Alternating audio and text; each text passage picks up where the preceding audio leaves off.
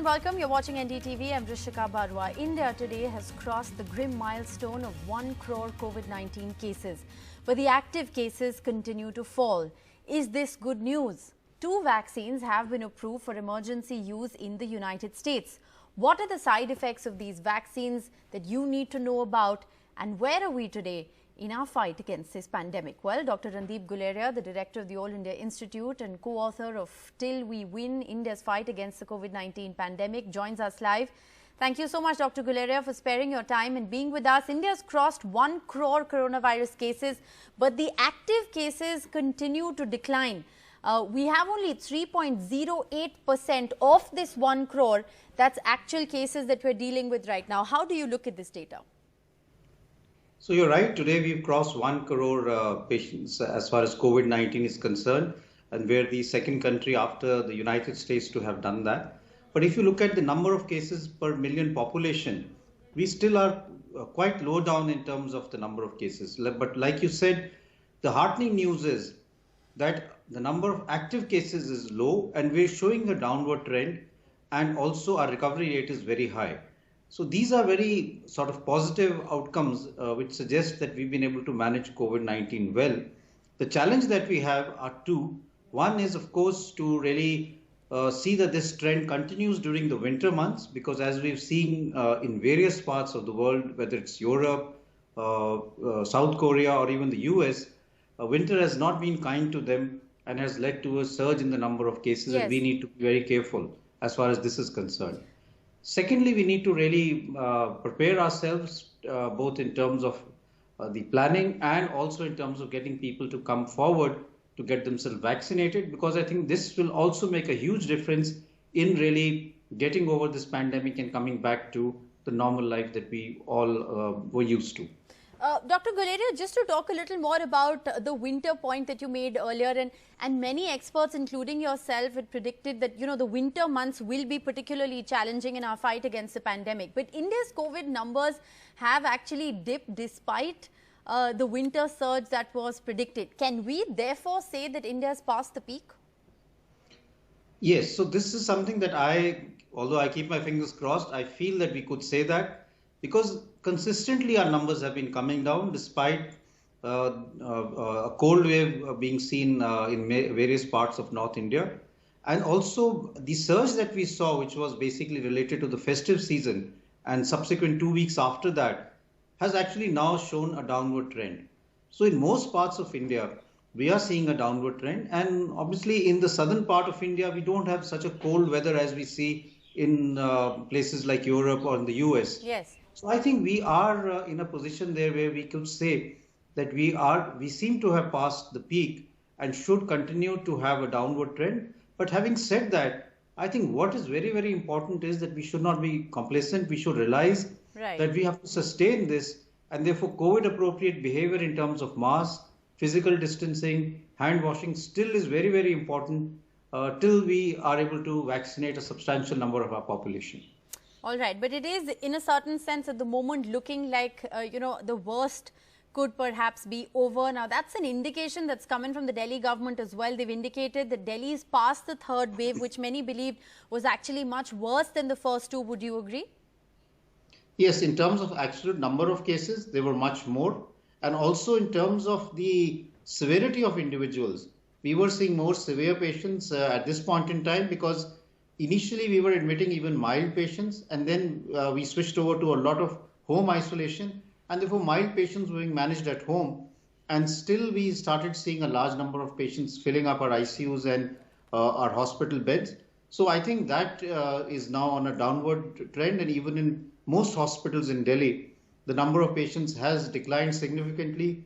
And this has allowed us to really start looking at even more non-COVID work, which had got delayed to a large extent. Right.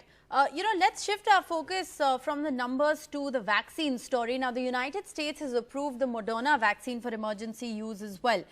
Do you reckon that the Moderna vaccine could perhaps be a viable candidate for India? So, unlike the Pfizer vaccine, the Moderna vaccine, the temperature required for the cold chain is -20, which is something still practical as far as India is concerned. Although most of our vaccines are 2 to 8 degrees, and the vaccines which are being developed in India meet those criteria. The problem is that Moderna doesn't have a presence as far as India is concerned, and really for them to set base here and be able to supply these huge amount of doses seems to be a difficult option. And therefore, I think the best option for us will remain the vaccines which are undergoing trials in India. And it will also give us a little bit of more sort of feeling that in our own population, these vaccines are safe and therefore can be given. Right. Which brings me to my next question, because emergency use authorization of both the Bharat Biotech as well as the Oxford AstraZeneca vaccine is pending currently. What, according to you, is the timeline that we're looking at for an approval process, and then, how long would it take for the vaccines to actually roll out in the market? So I think what really we need to look at is the regulatory authorities being satisfied with the data that is being presented by the manufacturers, and that data depends on two things. One is sufficient number of individuals having been vaccinated, and sufficient number being followed up for at least 2 to 3 months to say that the vaccine was safe and that it was efficacious also. So that data needs to be provided. As far as the Serum Institute of India's vaccine is concerned, I think they're also wanting the data from the AstraZeneca group, because they have done even a larger study in Brazil, in South Africa, and in UK. So that data will further be able to show the safety of the vaccine and give more confidence to the regulators. So I think it's just a matter of getting all the data together, collating it, and being able to show it to the regulators. Once that is done, then we have this huge challenge of rolling out the vaccine to the entire country. And this is already being done at a big level. There is a whole group working on this at a state level, at the central level. Cold chain facilities are being upgraded. We already have a very good cold chain mechanism for vaccination for children. Right. Our immunization program for children is very robust, and so for children and pregnant women. So we need to upgrade that, so that now we can really manage a large number of doses and develop a strategy of sort of delivering it to all those high-risk group and who need to be vaccinated. Dr. Guledi, I just want to come back onto another point that you made, which is very interesting. Is it true that vaccines that have not been tried on an Indian population should not be given to the Indian population? Is that what the expert opinion is, that you have to have conducted clinical trials on the Indian population to ensure that this vaccine is safe for Indians? So this has always been a debatable issue, but I think it's worthwhile because there can be ethnic variation, and when you're going to give a drug or a vaccine to a large population, you must be sure that you're not missing out on any ethnic side effects which can happen. Right. And if you have data which suggests that let's say Indians, significant number of Indians living abroad were also vaccinated and they had a good safety signals, one could use that data. But by and large, one would like to have a small, what we call bridge study, which will do the trial in Indian population to show that it is safe and effective also in our own ethnic population. Right. That gives us more confidence. Right. Coming back to the timelines, there's been a 70 to 80% reduction in Covaxin trial participation, and this according to data that AIIMS has shared with NDTV. Do you reckon that this would be or cause a delay in India's vaccination processes? So I think for any vaccination process, we need to have people to volunteer to get themselves vaccinated. I mean, this is something that everyone needs to understand, that unlike the West, in our country, people are a little reluctant to come forward and be involved in research and be actively involved in research projects. This is something sad. We've seen this not only in vaccine trials, but in a lot of other field trials, that individuals are reluctant. Whereas if you go to the UK or the US, people will come forward and say, I want to do my bit for science, I want to do my bit for research, because that has made a big difference in my quality of life. And people do volunteer to come for vaccine programs. Right. In our country, especially when you give them the consent, because remember, when we do a vaccine trial, we tell people that there is a chance, there is one group which will get the vaccine, there's the other group which will get the placebo. Right. So you have a 50-50 chance that you may not get the vaccine, you may get a placebo, which will help us to really understand how protective or how efficacious is the vaccine. Right. Some people at that point in time back out and they say that I thought I was going to get the vaccine. If I can get, if I may Right. get the placebo, I don't want to. So Uh, awareness therefore is also key. I want to very quickly move to the allergic reactions that have been reported to the Pfizer vaccine. This has happened in the US and the UK. I think this has prompted all of us to ask one question: are COVID-19 vaccines safe? So COVID-19 vaccines are safe. All vaccines undergo a rigorous trial for safety, not only during the phase 1 and phase 2 trial, but even in the phase 3 trial when a large number of population get them. But having said that, we must remember that some side effects are inherent to all vaccines. For example, if you get yourself vaccinated, you will have a little bit of pain at the site of the injection. You will have a little, you can have fever for a day or two or body aches, but that is expected because that is your immune system or immune response forming the antibodies against the vaccine which you've got. Some individuals may be allergic to some of the components which form the vaccine, and they may develop a little bit of an allergic reaction, which can also be handled. Right. So these are what we call minor side effects, which will happen with all vaccines, including the ones that we are routinely giving, whether it be for influenza or for any other thing. Right. So I don't think we should be very much concerned about this. Okay. Well, a whole host of frequently asked questions then about vaccines. What are the most common allergic reactions to other vaccines as well, Dr. Guleria? So the most common allergic reaction is what we call some degree of itching, allergy, rash, which can happen, for which you take what we call anti-allergic drugs, antihistaminics. Some people can have a severe form of allergy for which you may require a short course of steroids, but these are the common allergic reactions that happen. We are not really very much concerned about these because this happens in a small number of individuals, and we will monitor individuals after they're vaccinated at the healthcare center for some time to make sure that these reactions don't happen. And and as far as the follow-up is concerned, all individuals will be followed up to see that they don't develop any long-term side effects of the vaccine. Who should not get the COVID-19 vaccine? So currently, there are two groups where we don't have enough data and we need more data, and that is predominantly children and pregnant women. So we don't know whether it is safe in children and pregnant women because the current trials have not covered them. So they are the two groups who don't fit into the current criteria. There are trials which have now been started on seeing the safety of the vaccination in children. So currently these two groups are probably not in the vaccine criteria. Otherwise, everyone else can get the vaccine. There are some people who argue that my immunity is low. Should I take the vaccine or not because it may not be that effective in me?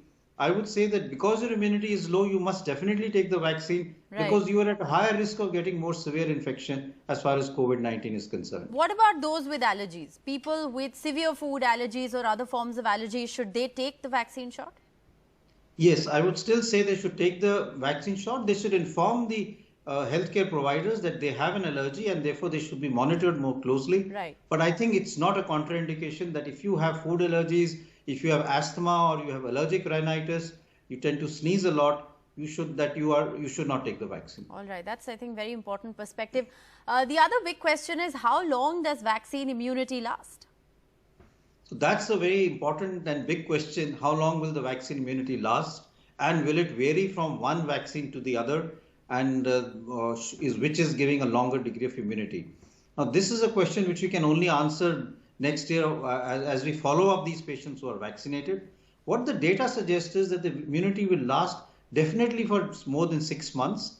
It may last up to 1 year or longer, but we really need to see how long it lasts. And I think the other important issue is it the same? Is the immunity the same in all age groups and in all groups of people with comorbidities? Right. So those are the important issues that we need to really answer. But this will happen only as we follow up our individuals who have been vaccinated and test their antibodies on a serial basis. I think, the allied question is, is it okay if you've got the vaccine shot, can you then stop following the protocols of masks and sanitization and social distancing, or even after receiving both the vaccine shots, should those COVID protocols still be followed?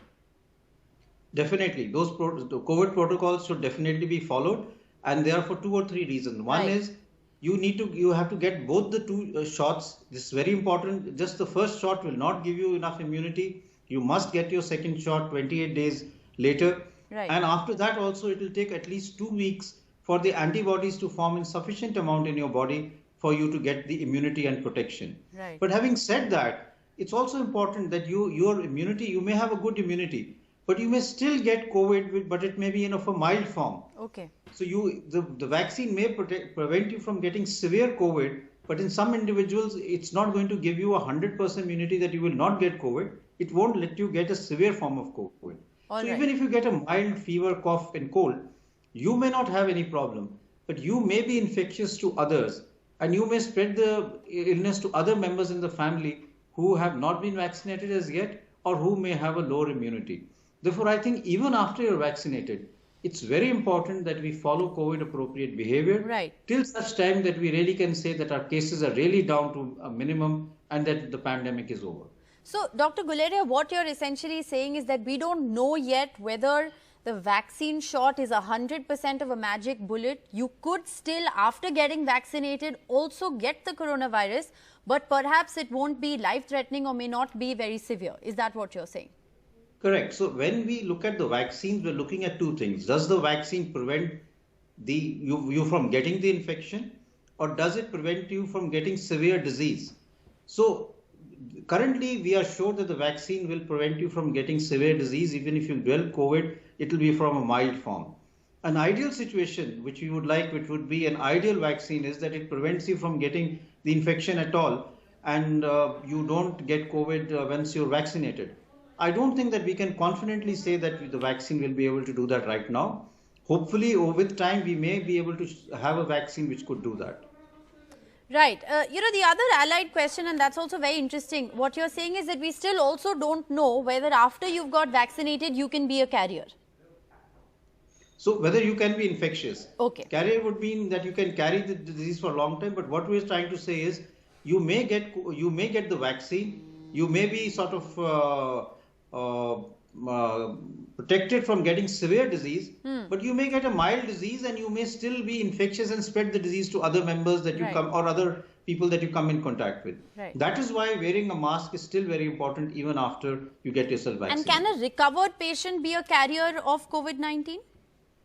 So once you have, so the issue is whether you can get reinfection. But if you have recovered, then the virus has gone away from your symptom. We don't have a state, as we have in certain diseases, that you are a carrier. Carrier means that you are carrying the virus for a very long period in time, but you are asymptomatic, and therefore you're spreading the disease.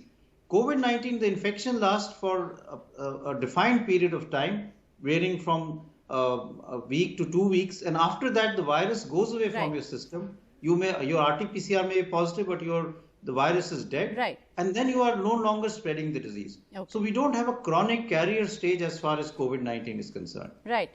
The other big question is, does everyone in a family need to be vaccinated? A lot of our viewers have actually asked this question. So this is the issue that we have. Ideally, one would like to say that everyone should be vaccinated. But in the beginning, we will not have enough doses to say that everyone should be vaccinated. So the vaccine is going to be prioritized. So in a family, it's possible that the elderly may get vaccinated, or someone with comorbidities may get vaccinated first. Right. And the younger age group may not get vaccinated at that given point in time, and their turn will come later on. Because the aim of the vaccine is to prevent mortality. So for those who have a higher chance of having severe COVID will get vaccinated first. And of course, those who have a higher chance of getting the infection, the frontline workers, the Right. healthcare workers will also be vaccinated first. So there will be a differential in families of people who are getting vaccinated first and who will get vaccinated later, depending upon the risk stratification. But eventually it is recommended that everybody gets vaccinated. Eventually, most people will get vaccinated. Right. It will depend on how the pandemic behaves and Okay. what type of herd immunity we develop at that given I'm point. going to squeeze in a very last question. We're almost out of time. Can children be super spreaders? Because we do know that the vaccines so far in the market are not for children under the age of 16. So this is a good question, because children can spread the infection, and that is the reason why one is being very careful about opening schools, because children may get the infection, and we know they have mild disease, they may have very minimal symptoms, but they may carry the disease to their house, and they may give it to their parents, their grandparents, who can have a severe illness, especially if they have comorbidities. So children can spread the disease, and that is why one has been very careful about opening schools with the pandemic being on. All right, Dr. Guleria, thank you so much as always for so patiently answering all our questions. It's been a very enlightening conversation. A lot of myths and a lot of questions surrounding vaccines is what we've tried to address. Thank you very much. Thank you.